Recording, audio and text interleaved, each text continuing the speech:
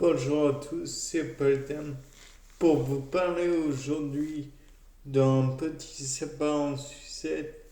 Encore une fois, vous allez me dire, où je pensais à un animal, donc genre un éléphant, qui va broyer l'écorce d'arbre pour finalement donner non pas une substance qui lui est présente dans l'écorce d'arbre, je ne sais pas, un quinquina qui donnerait donc de la quinine pour l'éléphant, bien que la quinine dans son cas, je doute qu'il y en ait besoin, puisque la quinine c'est pour le paludisme qui serait transmis via des moustiques ou d'autres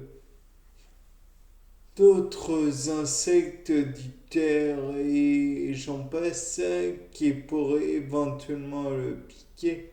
Or, il est bien connu que l'éléphant fait partie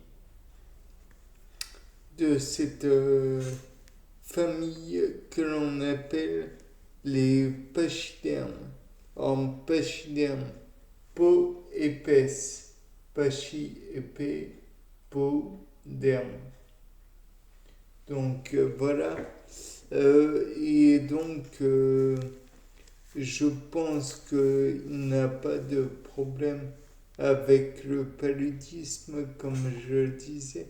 Néanmoins, on peut envisager, parce que ces animaux sont d'une incroyable intelligence et d'une capacité d'adaptation assez fulgurante, de mon point de vue, bien sûr. Et donc, il mâchonne cette écorce. Il en obtient une matière spongieuse. Et comme toute matière spongieuse, on peut envisager que, eh bien, elle va, comment dire, elle va absorber l'eau. Donc de là, pas de problème. Mais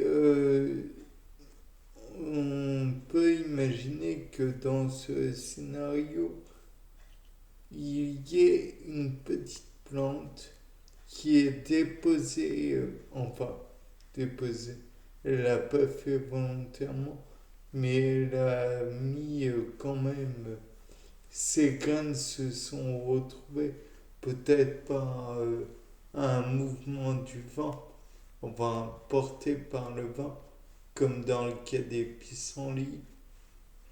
Et on parle d'un hémocorée dans ce genre de circonstances. Et donc peut-être a-t-elle déposé ses graines sur le sol malgré elle, parce que ça a été porté par le vent. Et donc de là, on va envisager un autre scénario tout aussi plausible, à savoir que la graine va détecter une certaine humidité, ce qui va lui faire reprendre son fameux cycle cellulaire et va permettre ainsi de recontinuer le développement de 4, 8, 16, 32, 64 cellules qui vont finir par donner à un individu qui va émerger du sol. Et en émergeant du sol, on peut envisager la possibilité que cette plante, j'avais parlé de pissenlit, mais ça peut être autre chose. Après tout, il n'y a pas qu'une plante qui se développe et se propage via la némocorée. après tout, l'anémocorée est une façon, certes peu efficace de se propager dans le sens où il demande beaucoup de graines, donc beaucoup de pollinisation et enfin beaucoup d'énergie en fait. Et tout cela pour ne pas être sûr que cela arrive à un point précis. Donc, on peut envisager que ça peut être fait à perte. Et donc, on envisage cela. La plante se développe, va reproduire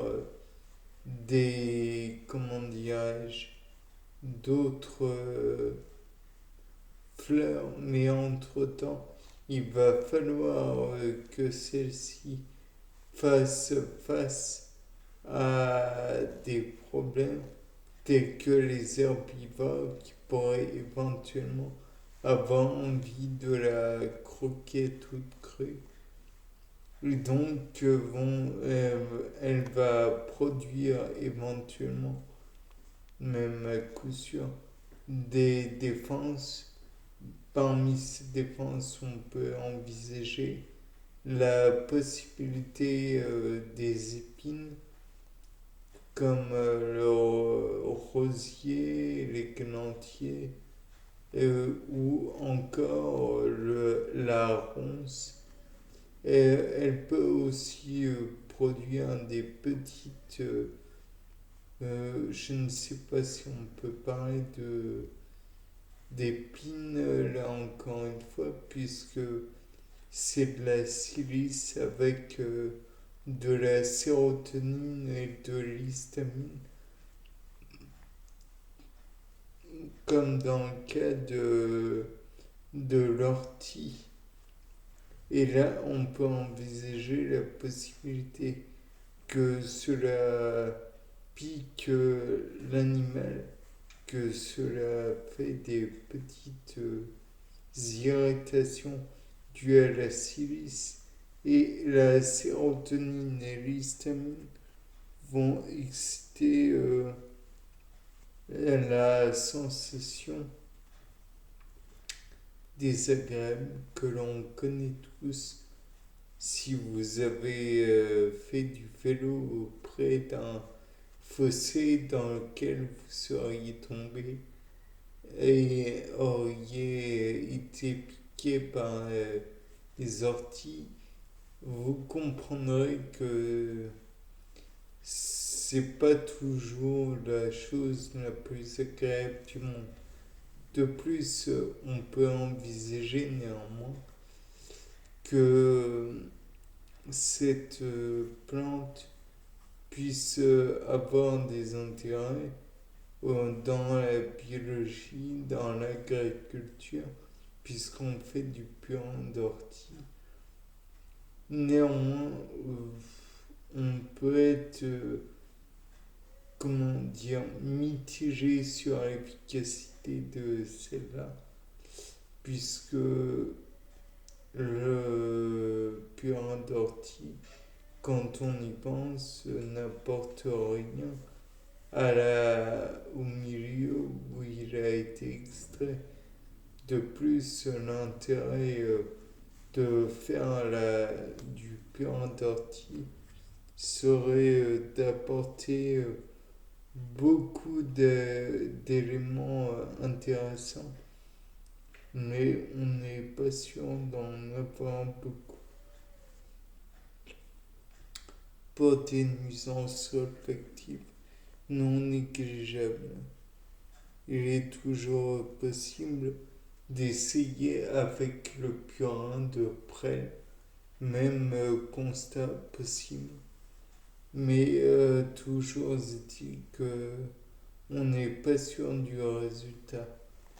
Donc, à la limite, ça apporterait de la silice ainsi que des acides aminés qui pourraient éventuellement être dégradés dans les sols, mais là encore une fois, bonne chance. Donc, à la limite, n'en produisez pas, c'est pas toujours utile. De là, on peut envisager le fait que la plante qui a servi à la dégradation, l'ortie, puisse être aussi les fruits, la cible de diverses attaques, dont celle de parasites ou d'herbivores ou que sais-je. Bien, sur ce, c'était pas le terme. Au revoir.